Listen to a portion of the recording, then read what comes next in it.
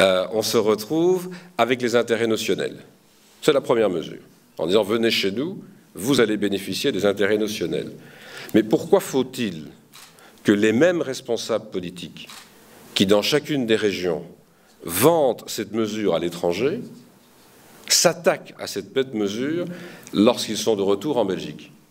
Donc je crois que là aussi, il faut à un moment donné se rendre compte que si on veut continuer à développer de l'investissement chez nous, il faut des mesures attractives à l'impôt des sociétés, il faut des mesures attractives pour les chercheurs, il faut des mesures attractives dans tous les domaines. Et un élément fondamental dès lors, et c'est le troisième que je voulais évoquer, c'est votre secteur, il est clair qu'il y a des investissements qui ont des effets, peut-être à moyen terme, sur le développement de Bruxelles, comme sur le développement du secteur Horeca notamment. Concrètement, pendant des années, nous avons plaidé, et c'était surtout Guy Verhofstadt et moi, pour que Bruxelles retrouve, après la faillite de la Sabena, non seulement une compagnie aérienne, nous avons Brussels Airlines aujourd'hui, mais des vols directs vers toute une série de destinations intercontinentales. On a pu obtenir avec Jet Airways des vols sur l'Inde et dès lors aussi des vols sur les États-Unis. Mais pendant plusieurs années, nous avons plaidé en Chine pour qu'il y ait un vol direct entre Pékin et Bruxelles. C'est Hainan Airlines qui finalement a accepté et a développé cette ligne, et nous avons aujourd'hui une liaison directe. Mais cette liaison directe, elle fait des petits. Ce groupe dans l'aéronautique, Hainan Airlines, a décidé aussi d'investir dans le secteur hôtelier.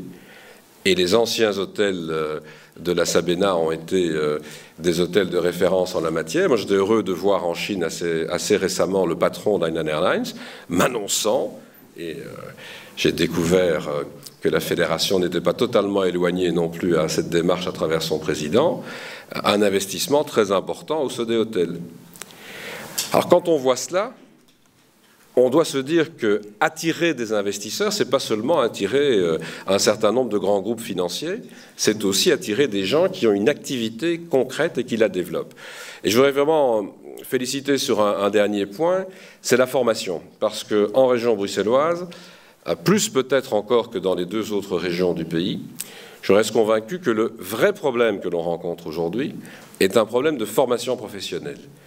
Il y a malheureusement beaucoup de jeunes qui sont hors du marché du travail à travers un manque de formation. Or, il y a quelques secteurs seulement où l'on peut, par une formation professionnelle, ramener des jeunes vers le marché du travail. On ne peut pas s'improviser dans toute une série de métiers de très haute technicité.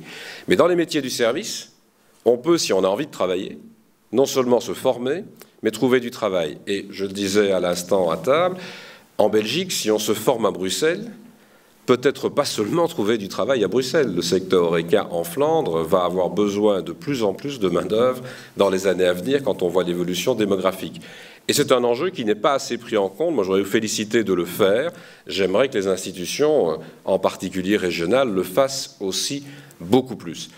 Et puis un dernier mot sur le volet justement international. Moi, j'ai l'intention, à l'occasion de toutes les visites, maintenant je vais emmener votre logo avec moi également, mais d'emmener un certain nombre de partenaires économiques. Et je pense que dans les partenaires économiques, bon, il y a d'abord ce que l'on vend toujours à l'étranger quand on vient de Belgique. Je peux vous avouer que je l'ai beaucoup fait comme ministre des Finances, mais depuis le mois de décembre, on a déjà fait quelques fois le tour du monde. Partout dans le monde, on connaît les diamants venant de Belgique, on connaît la bière, on connaît le chocolat. J'ai expliqué au gouverneur de l'Illinois qui pourrait me faire un plaisir quand nous étions à Chicago récemment, parce qu'il y a d'autres produits alimentaires que l'on pourrait vendre. Je ne savais pas que McDonald's était issu de Chicago. Or, il y a quand même un drame dans cette restauration fast-food, c'est que quand vous entrez dans tous ces restaurants fast-food, sur le menu, vous êtes obligé de lire French fries. Or, tout le monde sait que les meilleures frites du monde sont belges. Donc je leur dis, peut-être qu'il y a moyen de changer un jour le menu et d'indiquer que nous avons des frites belges aussi dans le parcours. Mais au-delà de cela, nous avons évidemment de grands secteurs traditionnels à travers de grandes entreprises qui sont présentes un peu partout, comme Solvay, Bécard, je pourrais en citer d'autres. Mais le tourisme et l'attractivité de la Belgique en matière touristique n'est probablement pas suffisamment mise à l'avant-plan lorsque l'on parle à l'étranger, lorsque l'on présente notre pays. Et je crois que beaucoup de personnes, quand on discute avec elles, qui ont eu l'opportunité, l'occasion, à quelques moments que ce soit, de venir en Belgique, deviennent de vrais ambassadeurs. Les gens apprécient d'être venus, que ce soit à Bruxelles. Je sais que quand on organise une visite d'État en Belgique, on a une très grosse difficulté. C'est que la plupart des chefs d'État veulent, évidemment, viennent à Bruxelles, puisqu'ils sont reçus à Bruxelles, mais veulent aller à Bruges, veulent aller à Gand, veulent aller à Liège. Alors on les emmène parfois de force à Anvers pour visiter les infrastructures portuaires. Et puis il y a une autre ville wallonne qui est un peu plus compliquée à faire visiter, mais on arrive parfois. On a eu, notamment grâce aux vestiges de l'industrie minière, l'occasion d'amener l'un ou l'autre président, y compris à Charleroi. Mais cela étant, le souvenir que la plupart de nos visiteurs gardent de la Belgique est excellent. Et je crois qu'on doit pouvoir promotionner. J'espère qu'avec votre organisation, nous allons pouvoir, à l'occasion de toutes ces visites qui sont organisées dans le monde, rappeler cette possibilité d'attraction touristique. Mais pour ça, il faudra peut-être que nous travaillions encore un peu ensemble, mais je sais que c'est en route à travers des bouquins, à travers peut-être quelques autres instruments, mais à la façon de présenter et de laisser une trace de ce que représente le tourisme en Belgique. Nous avons vraiment l'occasion de promotionner beaucoup plus encore cette activité touristique chez nous.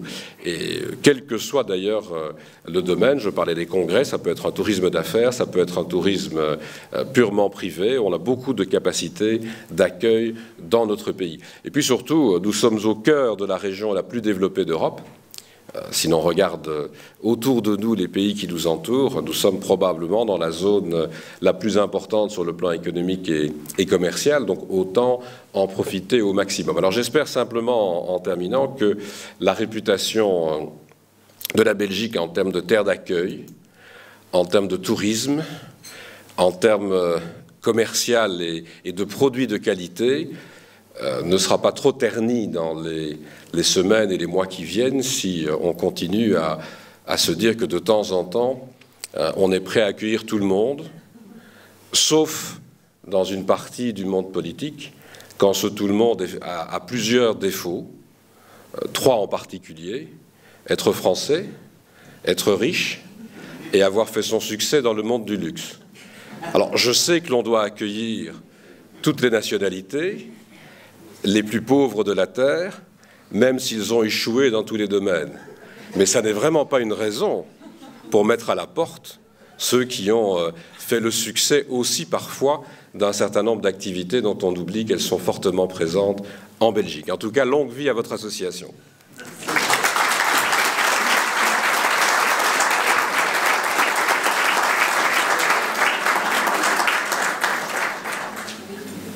Nous tenons à vous remercier, Monsieur le Premier ministre, le Vice-Premier ministre. Votre discours était tellement.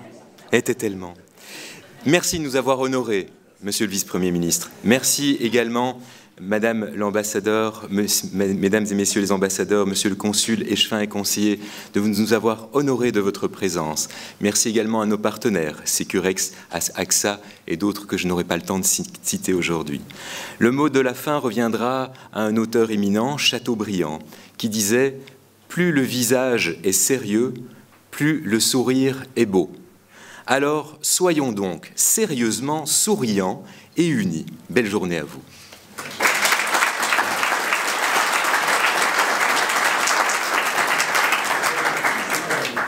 Thank you.